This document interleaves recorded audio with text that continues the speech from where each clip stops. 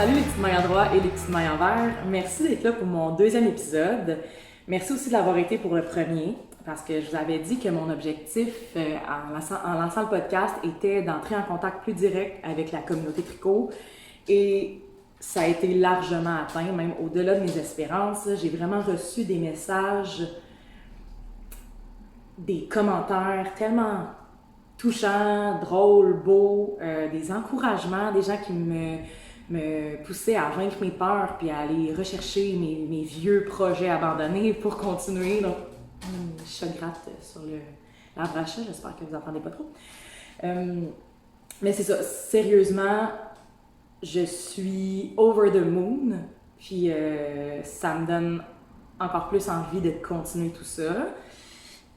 Puis ça m'a apporté vraiment plein de belles choses. Là. Je sais pas comment dire, mais vous allez voir à travers tout ça parce que j'avais appelé mon premier épisode « On lâche prise ».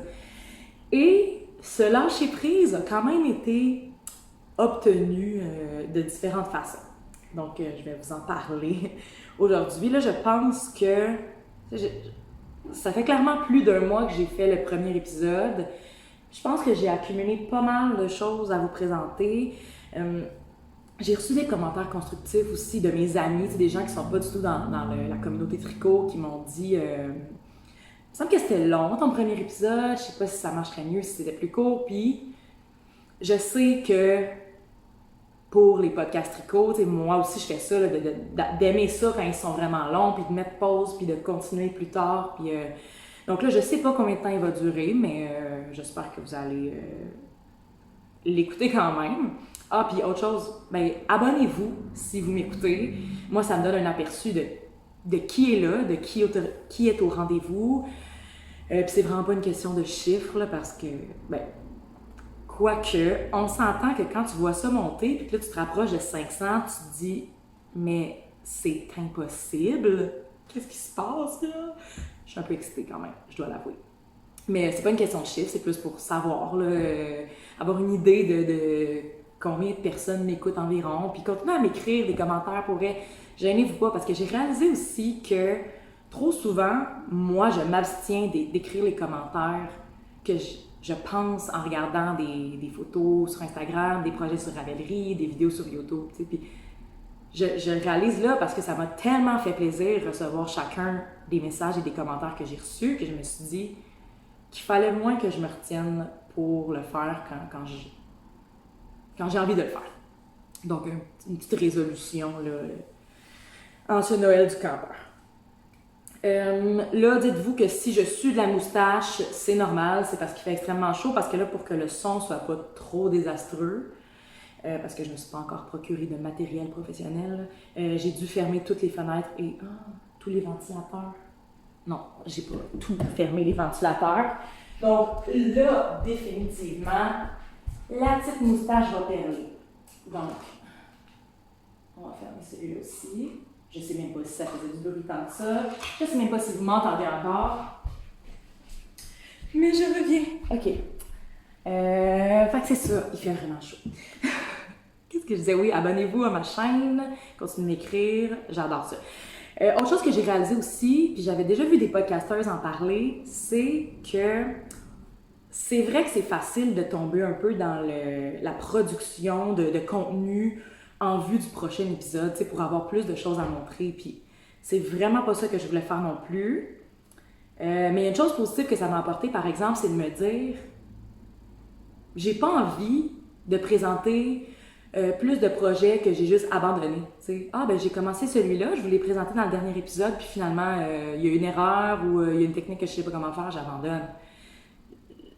Avoir ma chaîne, avoir mon podcast me pousse à me dépasser parce qu'en plus, justement, c'est facile de vous poser des questions puis d'avoir votre aide. Des fois, tu sais pas trop vers qui te tourner. En ce moment, en confinement, je m'en vais pas vraiment dans les boutiques de tricot pour poser des questions, pour recevoir de l'aide. Donc, vous m'avez été d'une grande aide à plusieurs reprises entre mes deux épisodes. Puis ça, c'est vraiment formidable. Puis je ne veux pas arrêter de vous poser plein de questions. Puis merci encore d'y répondre. Sérieusement, j'adore vous avoir pour m'aider par mon service, mais l'entraide que je vois dans la communauté. Puis sûrement que ma mère est contente parce que je fais juste tout le temps me tourner vers elle, puis là, ben, de moins en moins uniquement. Donc, sans plus tarder, je reviens sur... Ben, je commence en vous présentant pas un fail ou un échec complet, mais partiel, je dois le dire. Dans le premier épisode, j'avais pas encore commencé mes Lucille. J'avais ma balle de laine tout emmêlée que mon chat avait attrapée sous le divan. Et là, j'ai pu finalement commencer mon petit calme avec mon amie Lisa. Quand les gens... Ben, quand vous présentez vos Lucille, là, sont tombés beaux, puis ça donne l'air facile, tu sais. Mais je sais pas si j'ai une malédiction sur moi, mais moi, ça se passe jamais sans embûche. Peut-être que c'est comme ça pour tout le monde aussi, là, vous me direz. Mais tout allait bien au début, mon montage provisoire, blablabla. Non. Ça s'est très bien passé. Mais c'est à la toute fin que ça s'est gâté. Puis je suis gênée de vous le montrer, donc je vous le présente en toute humilité, là. Le froufrou. Le frison, je sais pas comment on appelle ça, le froufrou. À la fin, on le referme. Et moi, je sais pas, j'étais tellement excitée d'avoir ne serait-ce que réussi à reprendre mes 60 petites mailles à l'intérieur pour venir fermer le frisou que j'ai pas réfléchi. Puis dans d'autres projets, je venais de fermer des tricots avec des 3-needle bind-off. Donc, j'ai juste pas réfléchi, j'ai pas relu mon patron, et au lieu de faire un Kitchener stitch, j'ai fait un 3-needle bind-off.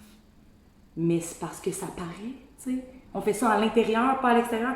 Fait que moi, si je le porte comme ça, puis là, il est pas bon, les fils sont pas rentrés, là, évidemment, parce que je vais devoir recommencer, ne serait-ce qu'une partie où, en totalité, le bas, puis je vais vous dire pourquoi. Comme ça, c'est cute, mais moi, je voulais absolument le porter comme ça. Bon, vous voyez tous mes fils, je vais essayer de les rentrer. Mais c'est parce que ça paraît. C'est ridicule. C'est pas si pire, mais... Puis l'autre chose, c'est que ça me prend une demi-heure à rentrer dans le bas parce que c'est super serré, cette affaire-là. Je sais que je tricote serré, mais un bind-off, là, ça peut facilement... couper une circulation de pied. Alors, là... Ah, puis autre chose, c'est ça. Tu sais, je pourrais seulement défaire mon bind-off, puis recommencer, faire mon Kitchener stitch, puis tout serait beau. Mais en même temps, en l'essayant, je me suis rendu compte que je trouvais que... Puis peut-être que j'ai pas monté assez de mailles, j'ai fait la version à 60, puis peut-être que mon pied puis ma cheville sont trop gros pour ça, puis j'aurais dû faire 64. Mais... on fait des côtes jusqu'à faire le talon. Mais moi, c'est comme si ça fait beaucoup élargir les côtes qui descendent sur mon pied. Puis ça monte pas très haut sur mon pied. J'aurais voulu que ce soit un petit peu plus haut sur ma cheville. Fait que, tu sais, je veux dire, moi, j'ai suivi 15 cm à la lettre, mais je veux dire, on n'est pas toutes faites pareil. Puis j'aurais dû faire plus long.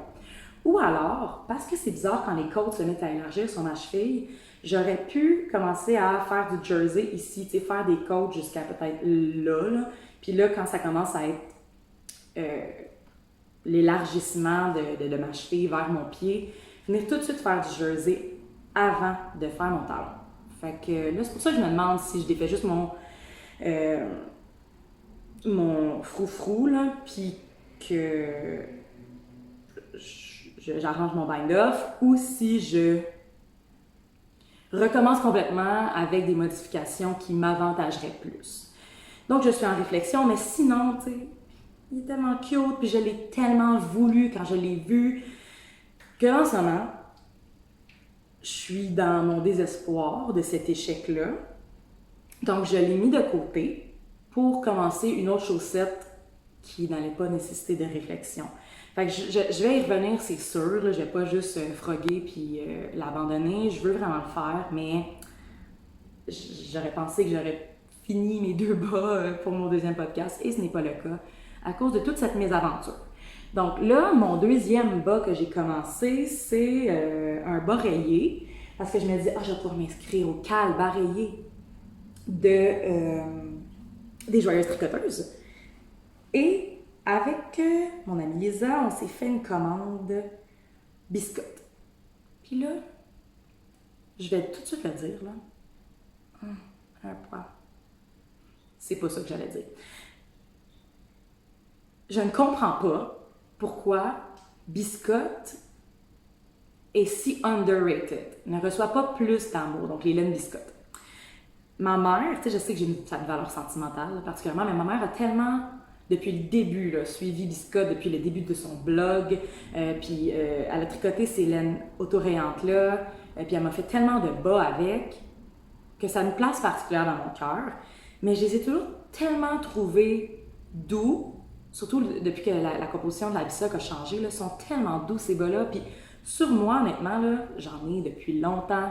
Je les ai portés dans des bottes, dans des souliers. Puis je sais que ça doit dépendre de comment notre pied est fait, où est-ce que le frottement s'effectue dans la chaussure, mais j'en ai pas un qui a brisé encore et je les lave à la machine. Il m'est probablement arrivé de, par erreur même, les sécher à la sécheuse, mais par erreur. Par erreur, peut-être pas de ma part. Mais bref. Il brise pas. Cette laine-là, elle est douce, elle est belle. Sérieusement, je ne comprends pas. Donc, dites-moi si vous en savez davantage ou si, comme moi, vous adorez les laines biscottes. Puis, si vous avez vu la dernière photo que j'ai publiée sur mon Instagram, qui était une balle de laine sur la plage, c'était une laine qui était tricotée par mon amie Lisa, qui est la pure Decay de biscotte. Je pense que c'est mérino et soie. Tellement ronde, j'ai tricoté quelques mailles, puis je vivais le rêve. Là. Donc bref, je vous la recommande personnellement. Là, peut-être que depuis tantôt, vous regardez ça, puis vous vous dites, mais quel choix de couleurs douteux et étrange.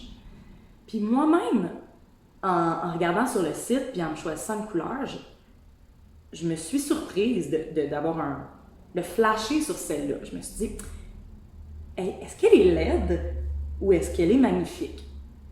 Mais souvent, c'est ça qui fait que j'aime quelque chose. Alors là, elle s'appelle... Oui, là, je vais regarder mes notes parce que je me trompe tout le temps. Elle s'appelle Chou Genou Hibou. Puis, c'est tellement une couleur de chou, là, ça ici. Bon, là, c'est sûr que la prof de français en moi adore le nom.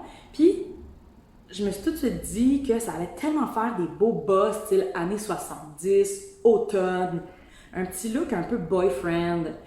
Fait que je pense que, là, je me suis trompée parce que j'ai commencé mon jersey après mes côtes.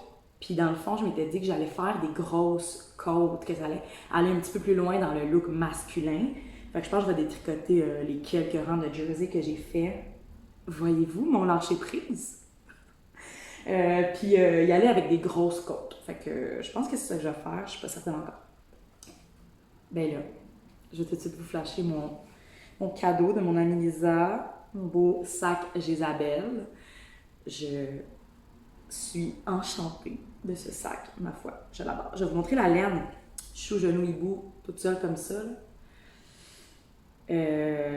Ça fait Halloween peut-être là, quand on regarde, mais je suis sûre que ça va être vraiment beau. Tu sais, je l'imagine déjà. C'est ça qui... J'ai posé une question là, sur Instagram. Avez-vous des suggestions de laine, d'un chocolat riche? C'est ça qui m'a inspirée. Je me suis dit, il me semble que j'ai envie de porter ce bas-là avec un beau chandail, peut-être le Whitmore sweater, dans un brun foncé, un peu comme celui-là. Puis là, je me demandais, est-ce que je vais avec cette couleur-là de biscotte? Ben, cette couleur-là. Ils l'ont comme version unie, là, ça doit ressembler un peu... Comment ça s'appelle déjà? Je me souviens plus. Mais est-ce que je vais avec ça ou je vais regarder dans les autres compagnies? Donc, je sais pas encore, mais il me semble que ce serait vraiment beau. Puis, je suis dans une petite phase brune. Donc, j'ai pas encore fini de regarder les suggestions de laine brune, mais merci à celles qui ont répondu. Là, puis, je vais jeter un coup d'œil certainement. Si vous avez d'autres suggestions, regardez en bas parce que je sais pas si je vais avoir de l'argent bientôt pour acheter ça. j'ai un rendez-vous chez le vétérinaire mardi et on ne sait pas si ça va coûter cher ou pas. Donc, mes lucils, mes fails, mes oreillers. Ben là, le projet que j'avais commencé dans le dernier épisode de My Laced Up de Victoria Snellman, je l'ai terminé.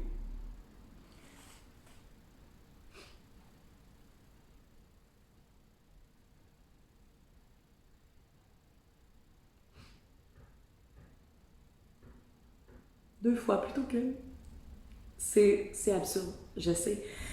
Encore une fois, donc, un projet qui ne s'est pas fait sans embûche. Ok, fait que là, qu'est-ce qui est arrivé avec ça?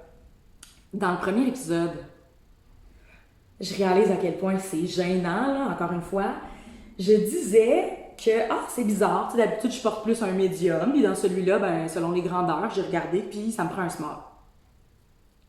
Non, c'est parce que j'avais mal lu. Et je m'en suis rendu compte un peu trop tard. Puis j'avais essayé à un moment donné là, en cours de route quand j'avais juste le bas de fait, mais c'est sûr que le bas me faisait. Mais moi, le problème, c'est. Je m'inquiétais justement de ça dans le premier épisode, c'est la poitrine. Fait que là, je m'en suis rendu compte à quel moment, quand j'avais fini complètement tout le tour et l'avant, et qu'il me restait seulement ces petites parties-là du haut avec la bretelle à faire. Donc, le travail d'un après-midi, genre. Fait que je l'ai essayé. Il était tard le soir en plus, j'étais super contente d'aller l'essayer, je le mets sur moi. Puis honnêtement, j'ai ri aux éclats, mais pour ne pas pleurer. Là. C'était horrible, là. Tu sais, ça m'éclatait sur... Oh mon Dieu, c'est ça. J'ai vraiment essayé d'éviter de pleurer. Donc, mais elle est belle, là. Elle est magnifique. C'est juste qu'elle ne me faisait pas. Et là, l'erreur que j'ai réalisée que j'avais faite, c'est quoi là? Ça, c'est l'arrière. L'avant. C'est que dans le patron, tu sais, d'habitude, la taille qui est écrite, la largeur, c'est le tour de taille en pouces. Il me semble que c'est ce qu'on voit le plus souvent, là. Vous me corrigerez si j'ai tort. Mais dans ce patron-ci, j'ai réalisé que c'était la largeur et non pas le tour. Uniquement la largeur en centimètres. Fait que moi qui pensais que, mais oui, 41 pouces, merveilleux, moi je fais 38 de bus, ça va être parfait. 41 cm juste de largeur. 82 cm de tour, c'est quoi ça, 31 pouces? C'est sûr que ça n'allait pas me faire. Donc, je me suis dit, je le détricote pas, je le laisse de côté parce que, tu sais, elle est trop avancée, puis s'il me reste de la laine à la fin, je vais la finir, mais je m'en recommence une. Et là, un autre exemple de mon lâcher prise, parce que honnêtement, j'aurais pu juste pleurer, puis je me suis dit non, j'en veux tellement, puis j'aime tellement la tricoter que je vais refaire une deuxième version à ma taille. Puis là, à ma taille, je savais pas ça allait être quoi, j'étais rendue toute mêlée. Je m'étais aussi rendu compte que mon échantillon était pas pile sur le gauge. J'avais 21 mailles au lieu de 20, donc ça faisait encore plus petit que c'était censé être. Fait que là, je me suis dit, je vais faire la large. Puis là, je vais sûrement avoir l'aisance positive que je veux. Parce que je voulais qu'il y ait un petit lousse pour pouvoir le rentrer dans un pantalon, puis que ça fasse comme ça. Je voulais pas que ce soit une camisole moulante. Puis toute cette aventure-là m'a honnêtement découragée des camisoles un peu, là. Puis je vais revenir là-dessus par la suite. Mais sinon, le modèle, qu'est-ce que je me suis noté, à part mes erreurs? Bien, la construction, c'est un bottom-up, ce qui fait que ça m'a pris du temps à réaliser que ça ne me faisait pas. Et puis, c'est des sections de dentelle qu'on répète. Mettez des marqueurs, là, vraiment. Mais moi, rendu dans la deuxième fois que je la tricotais, là, je me souvenais de tout. Rendu au rang 3 de la section A, je sais exactement ce que je devais faire. Fait que ça a super bien été. Mais honnêtement, il faut se prendre beaucoup, beaucoup de notes pendant qu'on tricote. Là, c'est juste un exemple, là. Oh non, j'ai jeté mes autres, je pense, mais j'en ai tellement écrit des pages où je barrais mes rangs. Parce que là, tu fais la section A, B, C, D, A. d'un côté, puis même chose de l'autre, mais ta section de dentelle A, elle comporte, elle se fait sur, disons, je me souviens plus, là, 10 rangs. Mais la section B, elle se fait sur 25, puis l'autre sur... En tout cas, c'est pas les chiffres exacts, là. Donc, tu ne seras pas tout le temps rendu au même rang à faire pour chaque section. Donc, il faut vraiment que tu te prennes des notes. Même chose rendu aux diminutions. Le patron ne te dit pas tant comment diminuer, puis il faut que tu te rappelles qu'est-ce que tu avais fait, parce que si en mai, tu coupes une partie de ton motif, puis là, rendu à l'autre bord, tu le fais pas de la même façon, ça sera pas beau. Et à cause de ça, dans ma première version, je vais la mettre là, il y a des petites erreurs. Ah oui. Mais là, justement, je suis rendue pas pire pour détricoter ma dentelle, puis savoir ce que je fais. Je suis vraiment fière de moi. Mais il y a des petites erreurs, puis certaines que je trouve drôles, entre autres. Oh non, là, je la trouverai pas juste parce que je vous l'ai dit. Mais tu sais, une petite section de dentelle où il me manque un un petit trou. Ben voyons. En tout cas, je la trouve pas. Mais, tu sais, des erreurs pas graves que je me suis dit, ça paraîtra absolument pas. Il y a tellement de trous là-dedans, dans mon rideau de grand-mère, que personne ne va voir. Sinon, c'est vraiment, vraiment un beau modèle, mais tomber sur la bonne taille, je sais pas, c'est comme un miracle. Puis j'avais peut-être pas réalisé aussi que j'allais l'étirer énormément là, pour vraiment ajourer la dentelle. Puis une autre chose, c'est que là, je la porte en ce moment, vous voyez, un soutien-gorge beige, un charmant soutien-gorge beige dépassé, mais c'est parce que moi, dans la vie, je porte pas de soutien-gorge. Avec ça, t'as pas le choix, là. Je suis pas très prude, mais emmener la pine qui sort par un trou de dentelle, c'est plus ou moins désirable comme effet. Donc, c'est un peu dur de trouver avec quoi le porter, surtout quand tu as un dos. Ah, ben, je vais montrer mon dos suintant. Je sais pas trop comment le placer pour. Tu sais, on voit, bien qu'il est un petit peu plus plongeant que l'avant, il y a les torsades qui rendent ça vraiment cute. Oh non, allez voir comme tous mes talons de pied croûtés. En tout cas, je vais prendre une petite gorgée d'eau.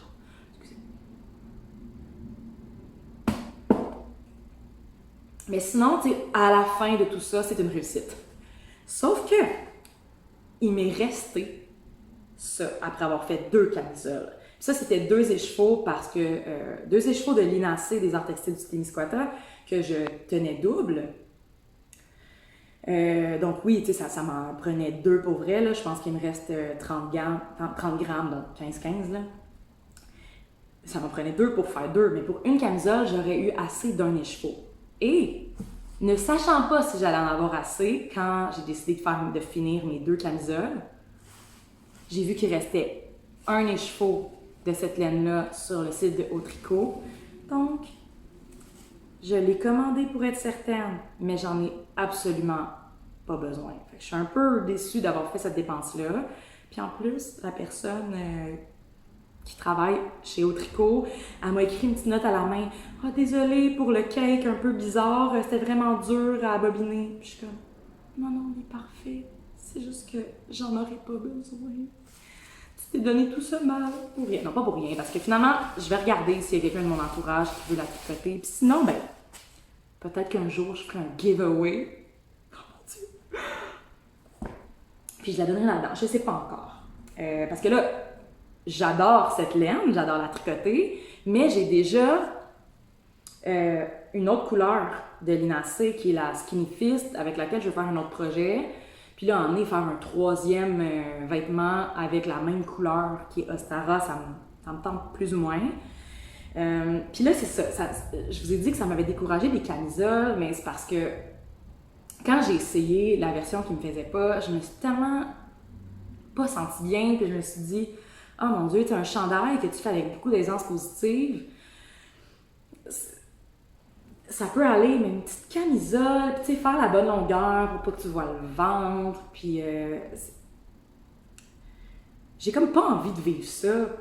Puis mon projet que j'avais en tête avec celle-là, si vous vous souvenez, c'est de faire la Lydia Tank 2.0. Puis là, on dirait que j'ai tellement peur à cause de ça, de ne pas tomber sur la bonne grandeur, que ça m'a rebuté un peu. Puis là, j'ai trouvé un autre. Oh! Puis là, je vous le dis aussi là, en petite parenthèse, le Lydia pendant que j'étais en train de me dire, je pense que je le ferai pas, j'ai peur de l'essayer puis qu'elle me pète sur le dos puis que ce soit pas beau. À ce moment-là, je vois sur Instagram la photo de, je l'ai écrit ici, Luciole Caracol, qui est enceinte avec sa Lydia qui lui fait à merveille. Puis là, je me suis dit, oh mon Dieu, c'est tellement beau. Je voudrais que ça me fasse comme ça, mais ce n'est pas le cas. Donc, je sais pas.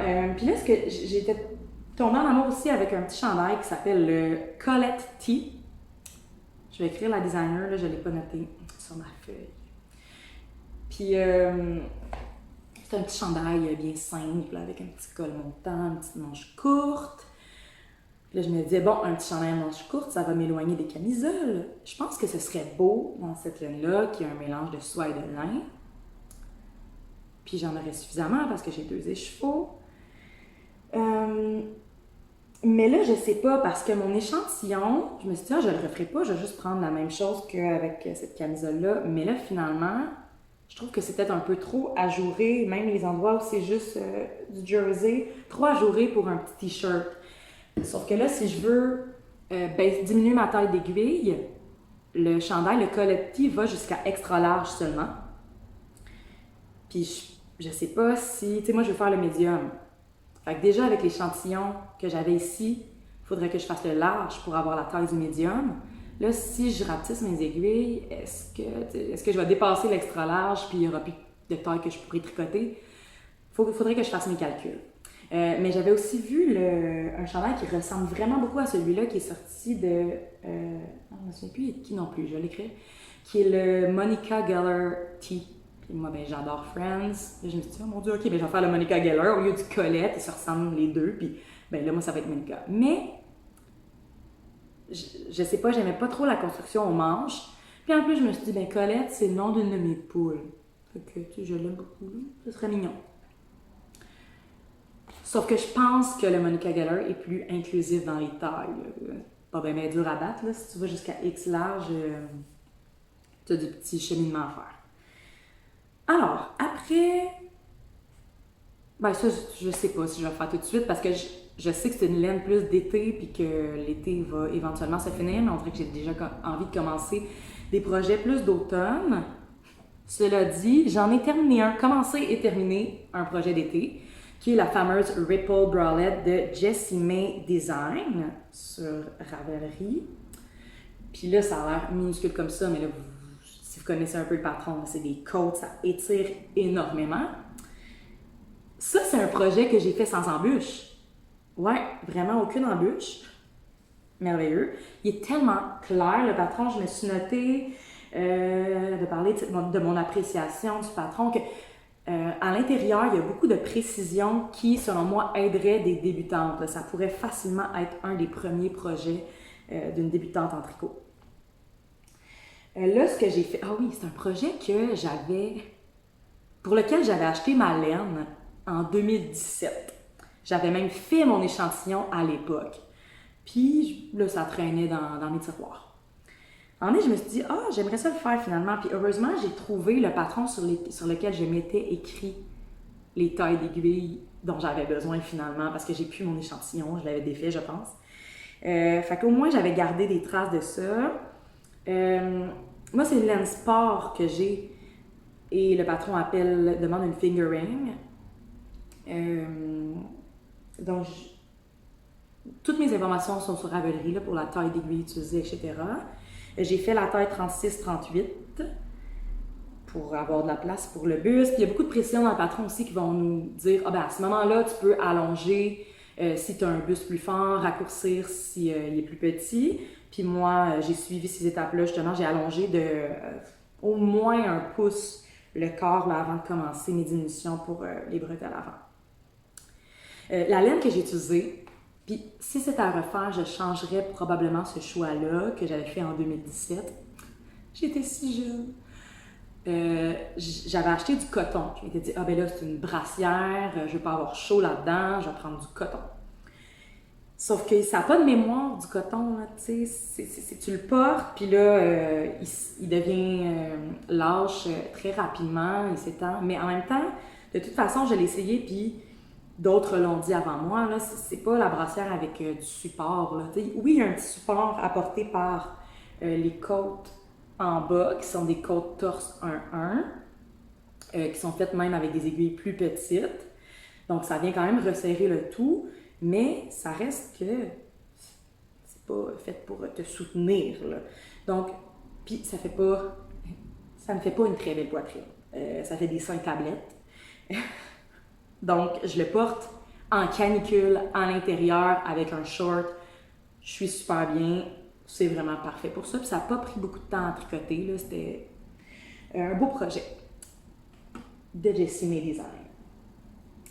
Autre chose que je vous avais dit que je pensais commencer, autre chose, j'avais jamais parlé de la Ripple Bralette, là. C'était mon Love Note. Je vous avais montré les laines que je souhaitais utiliser pour le faire. Et là, je l'ai commencé. Et les podcasteuses et podcasteurs, vous me direz, parce que là, une question que je me pose, c'est comment on choisit, qu'est-ce qu'on monte sur Instagram, tu sais, je veux pas trop tout dévoiler avant mon prochain épisode, ce serait plate, mais en même temps, à cause de ça, on dirait que je m'abstiens de publier sur Instagram, puis j'ai pas beaucoup de contenu, je mets pas de photos, je fais à peine de stories, t'sais. Fait que vous me direz comment vous décidez ça, là, parce que à date, je sais pas trop, là. Grave problème, tu sais. Ah, voyons, qu'est-ce que c'est ça? Alors, ouais, je suis allée avec ma laine jaune fluo pour me faire un Love Note des plus inusités. Puis, bon, le patron est connu de tout le monde, mais j'en rajoute, là, c'est vraiment, vraiment bien fait, bien écrit. Pour ce qui est de la dentelle, j'étais quand même étonnée qu'il n'y ait pas de petite précision, de suggestion d'utiliser des marqueurs qui soient faits, parce que si tu es débutante, ça se peut que tu n'y aies pas pensé par toi-même. Moi, j'ai pensé mettre des marqueurs. Mais non, en fait, j'y ai pensé même après avoir fait mes premières erreurs dans la dentelle. Puis que là, j'ai recompté, j'ai fait, voyons, je suis supposée être rendue où? Nan. Puis j'ai réussi à m'y retrouver, mais c'est des sections de 12 mailles tout le tour. Tu sais, tu regardes qu'est-ce que tu dois faire dans ton rang, puis là, puis tu peux même deviner ça va être quoi le rang d'après. Là. C'est une dentelle assez intuitive, mais elle est sur 12 mailles. Donc, si tu te mets des marqueurs aux 12 mailles, c'est tellement facile de repérer une petite erreur que tu aurais faite, puis de la ranger, là. C'est un montage provisoire en haut parce qu'on a différentes options à la fin, je pense, pour le col. Puis moi, j'adore les cols ras le cou, voire même montant, col roulé. Le plus haut dans mon cou, c'est le plus beau, je trouve, que c'est sur moi. Donc, je suis pas mal sûre que je vais monter ça assez haut. Je vous avais dit aussi que j'avais peur de manquer de mohair. Mon mohair, mon petit socle de Pearl So haut. J'ai un autre écheveau, mais je suis pas certaine. Puis là, des gens m'ont fait des bonnes suggestions du genre « mets pas de ton mohair dans tes côtes ». Puis là, je me suis dit « ah non, c'est pas moi ça, je veux mon mohair partout ». Puis je me suis dit « cette laine-là, elle existe en permanence sur le site de Pearl So. Le pire qui arrive, là, revis pas la situation de t'alinasser, de t'en acheter un parce que tu paniques à l'avance et que finalement, t'en auras pas besoin. Attends. Et si tu en manques, tu l'achèteras, ton écheveau. Il n'y a pas de problème. Fait que je suis vraiment fière aussi de ce lâcher-prise-là. Également, j'ai dû détricoter en étroit rang puis reprendre mes mailles. C'est sûr que ça va bien quand tu as du mohair, ta laine, tes mailles. Tu perds vraiment pas facilement tes mailles, là, ça reste assez bien. Donc, mais quand même, là, avant, là, ça me faisait tellement paniquer vers ça. Puis là, c'est comme si je développe une certaine confiance. Puis, en tout cas, fait que là, si vous vous dites que ça ne lui va donc même pas bien au teint, ben, vous avez raison, mais je m'en fous. Je trouve ça beau, je le trouve cool, puis j'ai vraiment hâte de me voir dedans. Sauf qu'en ce moment, c'est comme...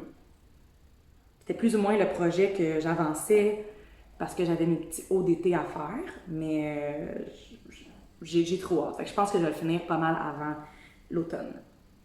Pour le faire aussi, j'ai dû faire des petits achats parce que pour les manches, là, moi, mon échantillon était plus serré, encore une fois, comme souvent. Donc, j'ai dû prendre des 6,5 au lieu des 6 mm. Puis pour mes manches, là, une chose qui me fait encore peur, là, donnez-moi une chance, là, c'est le Magic Loop. OK? Je me suis pas encore lancée. Je vais l'apprendre un jour. chaque chose en son temps. Mais est-ce qu'il existe des aiguilles, des grosses aiguilles comme des 6.5 sur des mini circulaires? Parce que je déteste les DPM. Je déteste. Moi, faire une chaussette avec des DPM, c'est ma hantise. J'adore les mini circulaires. Donc, pour mes manches, c'est ce que je veux utiliser aussi, mais là, je pense pas que ça existe. En tout cas, vous me direz s'il y a une compagnie qui en fait.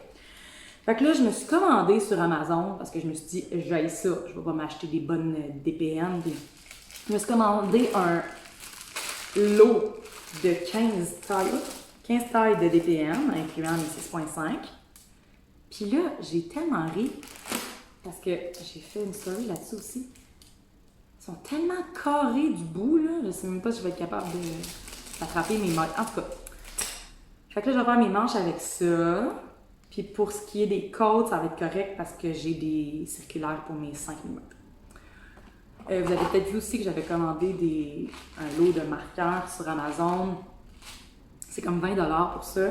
Et que j'avais bien ri de l'avertissement qui nous disait de faire attention de ne pas piquer notre doigt parce que c'est piquant. Merci. Puis parlant d'achat, j'ai fait d'autres petits achats, je suis bien contente. Dans mon Make 9, et puis je pense qu'il est juste sur mon Instagram personnel, fait qu'il faut que vous m'ajoutiez, Karine Janard, sur Instagram. J'avais mis mon Make 9, puis dedans, j'avais les bas Noël d'antan. Puis là, je m'étais dit, je vais les faire en 2020, mais plus proche des fêtes. Mais en même temps, il n'existait plus les kits de laine faits par de maille en bas. Puis je me disais, il me semble que ces couleurs-là, ils étaient parfaites. Puis j'ai beau être pas trop kit, là, acheter toutes des petites quantités. C'était parfait d'avoir un kit pour ces bas-là. Puis là, pour le Noël du campeur, Mélissa a ressorti des kits. Donc j'étais bien heureuse d'être dans les 10 personnes qui ont réussi à en dénicher un. Donc j'attends mon kit de bas Noël d'antan. Je suis bien excitée de cela. Oh mon Dieu! J'ai passé une semaine dans un chalet où il n'y avait pas de réseau. C'est là que j'ai avancé principalement mon Love Note. Et pendant cette semaine-là, Woolly Mammoth allait mettre en ligne son kit, son mini calendrier de l'Avent, dont le thème est rural, Irish Christmas. Puis je suis une fan finie de Noël. Puis là, en plus, un Noël traditionnel avec les paysages irlandais. En tout cas, la petite image qu'elle avait utilisée, Emma Robinson de Woolly Mammoth, pour présenter son thème de son calendrier de l'Avent, était tellement belle que je me suis dit, je veux. Puis j'étais passée tout droit pour le gros calendrier qui, de toute façon, allait coûter vraiment, vraiment cher. J'ai jamais essayé la Woolly Mammoth encore, mais j'ai toujours eu envie de le faire. C'est teint à la main, avec des teintures naturelles, un processus écologique, sur des laines rustiques. Donc, j'ai vraiment envie de les essayer. Puis là, j'étais au chalet Pas de réseau pendant la sortie du mini calendrier qui va contenir 12 mini écheveaux de sa laine. Donc là, j'avais écrit à ma mère pour lui dire à telle date, à 3 heures, le kit sort si tu es capable de l'acheter pour moi. Et ma mère a réussi à l'acheter. Donc là, je pense qu'elle va juste les envoyer en octobre. Donc, à suivre, j'ai très hâte de vous présenter ça, mais je pense que ça va être pas mal beau. Puis, je suis vraiment contente d'avoir réussi à en avoir un. Merci, maman. Puis, parlant de maman et de merci, maman, je vous présente mon merveilleux fringe kimono. J'avais dit à ma mère que j'allais faire semblant que c'était moi qui l'avais tricoté, mais je suis pas capable de faire ça. Oh mon Dieu! Oui, j'ai déjà chaud, mais je m'en fous. Faut que je vous montre ça. Là, je sais pas qu'est-ce que vous voyez parce que j'ai pas de retour d'image, mais... Oh mon Dieu, je le trouve aussi. Il est juste parfait. Il est juste parfait parce que c'est ma mère qui l'a tricoté, puis ma mère, c'est une tricoteuse parfaite. Je sais pas de qui je tiens cette obsession pour la perfection. Mais l'histoire de ce kimono-là, c'est que quand on est allé à Twist, il y a 2 ans, Amélie, des Mignonnes Philomènes, portait le fringe kimono qu'elle s'était fait. Puis là, je lui avais demandé c'était quoi la laine. Puis c'était la Adelina, donc son mélange qui contient du yak. Puis elle l'avait dans la couleur naturelle.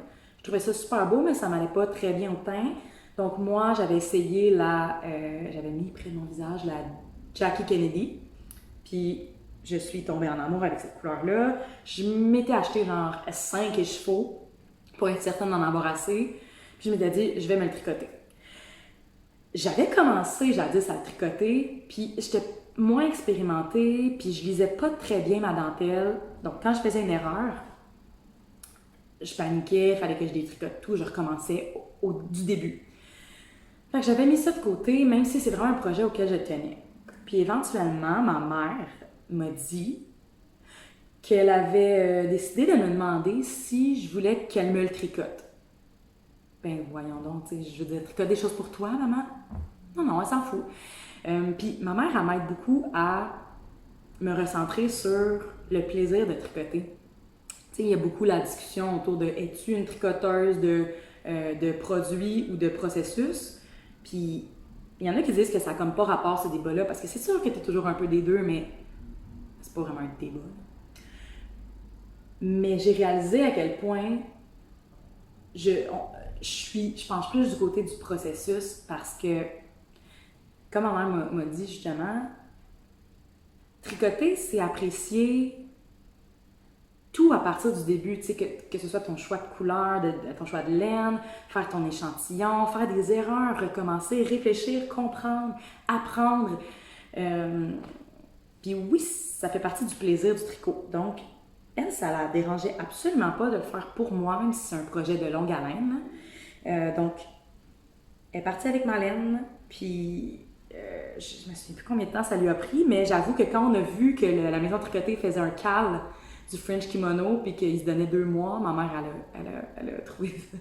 On a trouvé ça drôle parce que c'est long, là, puis c'était d'autres projets en cours en même temps aussi. T'sais, mais nous, on est des tricoteuses lentes. On s'assume comme ça. Donc, en tout cas, je lui mettais pas du tout de pression, là, parce que déjà, moi, je me serais même pas tricotée, du moins, tu sais, je l'aurais pas repris de sitôt, là. Donc, elle a vraiment fait avec les modifications pour l'allonger comme celle qu'Amélie avait faite, parce que c'est comme ça que je le trouvais beau. C'est tellement un item versatile qui s'y met par-dessus n'importe quoi. Même, tu sais, je trouve même pas que c'est tant trop par-dessus ma camisole de dentelle. Tu sais, je le porterais par-dessus ça. Je le porte vraiment, vraiment souvent. Surtout l'été, tu sais, partir avec une manche courte comme ça, même si c'est du diac et qu'il y a une certaine chaleur. Je trouve que c'est vraiment pratique. Donc, puis la couleur de cette laine-là, là, ses nuances, je la trouve tellement belle. Donc, merci maman, puis je vous suggère de vous faire ce patron-là si vous avez, si vous tricotez plus vite que moi ou que ça vous dérange pas d'avoir un projet à long terme. Mais pour vrai, c'est un produit qui vaut vraiment la peine d'avoir dans une garde-robe. Donc, mon beau French kimono, pourquoi j'ai dit... ah oui! Ah ben c'est ça, pour mes autres cadeaux, j'ai reçu pas mal de cadeaux de tricot pour ma fête. Ben, vous pouvez voir la publication Instagram que j'avais fait à cet effet. Là. Vous voyez d'ailleurs que je bois dans ma fameuse tasse Fuck off, I'm knitting. Donc j'ai vraiment été gâtée. Puis là, ça va être à mon tour là, de commencer à penser à mes cadeaux. Je veux penser à mes cadeaux de Noël parce que justement, je tricote tellement longtemps qu'il est temps. Là. Il est même tard. Là. Il est minuit moins une.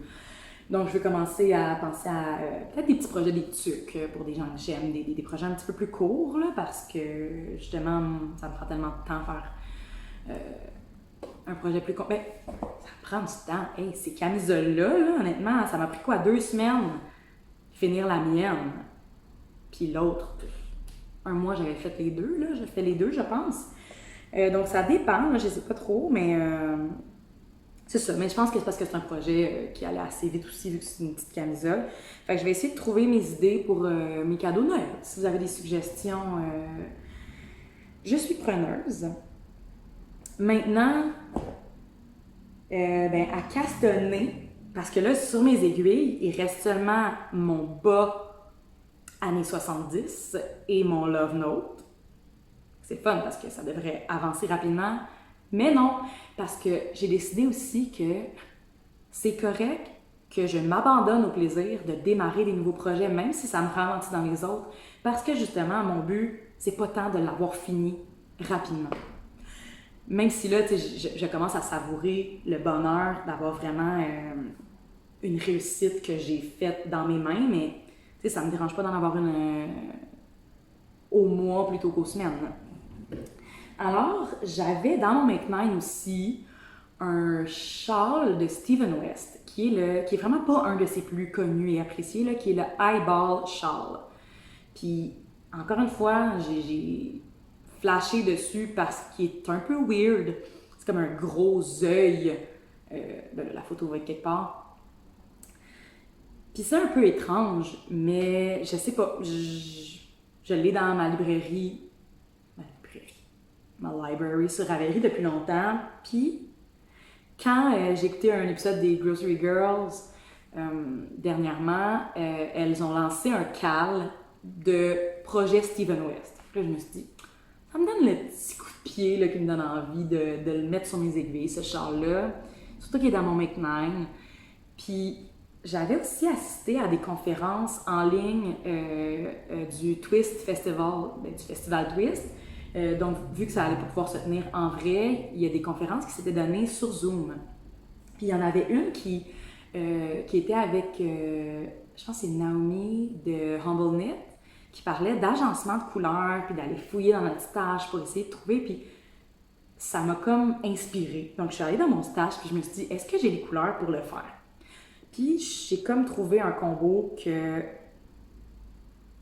mais pour lequel je me suis dit, c'est ça. C'est rien d'autre. Il y a comme des petits bémols, mais je vais les surmonter. Donc, je vais vous montrer. Oups! Non! Hey, j'ai failli encore échapper une balle en dessous de mon divan. Donc, j'avais commencé jadis le Brioche-licious de Andrea Mowry. Puis mon amie Valentine avait essayé de m'initier à la brioche. Puis ça, c'était ma couleur de base là, pour le châle.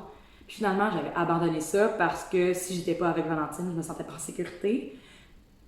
Là, c'est quelque chose justement que j'ai envie de surmonter. Je vais regarder des vidéos qui m'expliquent mieux la brioche, puis je vais commencer à me faire juste des petits tests, puis tout ça, puis je vais essayer, là. Surtout que dans le Eyeball Shawl, j'ai de la brioche à faire. Mais je me suis dit, le brioche delicious, je le finirai pas. Donc, cette couleur de base-là, je peux l'utiliser pour le blanc de l'œil. Puis, il n'y a rien qui m'oblige à faire le blanc de l'œil blanc, mais moi, c'est ça que j'avais envie de faire. Puis, blanc, ben, on dirait peut-être plus un œil de quelqu'un qui a la jaunisse, mais il n'y a pas de discrimination ici. Alors, j'ai trouvé ça pour ma couleur de base. Puis, je savais que mon iris allait être fait avec cette couleur-là. C'est la Riverside Studio. Est-ce qu'elle a un nom? Stellina Fingering. Merino Stellina Fingering. 3 plis, 115 grammes, 378 verges. Dans la couleur Beryl. Cette couleur-là, je l'adore. Dans mon jeune temps, quand j'ai commencé mes cours de tricot à la maison tricotée, justement, ça, c'est une des laines que j'avais achetées parce que j'en adorais la couleur, mais je ne savais pas du tout ce que j'allais faire avec. Puis, c'était quand, justement, je découvrais que ça pouvait donc bien être foufou, le tricot. Donc là, c'est de la laine avec la Stellina. Du Stellina, en tout cas. Des petits brillants, des petits glitters à l'intérieur. Puis, avec le temps, j'ai commencé à me dire, il n'y a pas tant de choses que je ferais dans de la laine avec la Stellina. De la laine avec Stellina. Fait que j'avais laissé ça de côté un peu, même si cette couleur-là, qui est un bleu-vert avec un peu de gris quand même, il est muted, avec des taches de rouille, à l'intérieur, je la trouve exceptionnelle. J'avais laissé ça de côté. Là, dernièrement, j'ai eu des idées, j'ai vu Christy Glass qui parlait d'un chandail qu'elle avait fait avec des rayures, puis en plus qui était marbled, et dans lequel une de ces rayures seulement, qui était marbled aussi la rayure, contenait une laine avec Stellina.